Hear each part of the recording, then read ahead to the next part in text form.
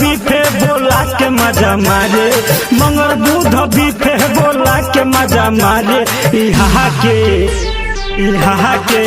छौरा बाट सब छिनारे, यहाँ के छौरा बाट सब छिनारे। ओठवा के चूसी करल चाहे सब उघारे, ओठवा के चूसी करल चाहे सब उघारे।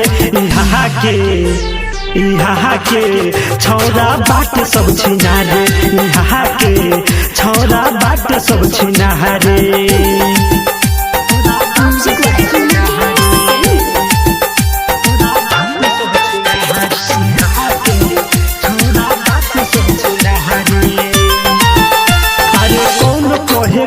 घोप कौन कहे चोपरे, घोड़ी में सटावे कौन लाठी इतना मोटरे।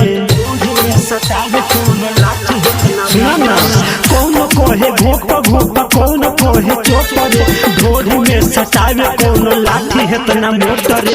बरता के खीस हमर मायरे मायरे मायरे, बरता के खीस हमर देखे सब इनारे।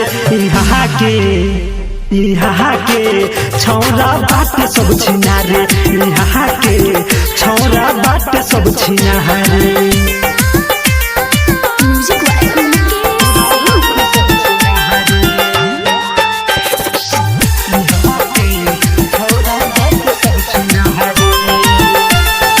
नया जवानी सब देखता के जोगे, राइटर गौतम सुबोध बलमुआ बाटे लहगे।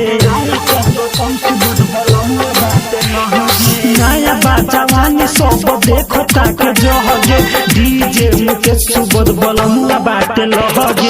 भइल बानी तंग मायरे मायरे मायरे, भइल बानी तंग छूटे करे सब जियाने। यहाँ के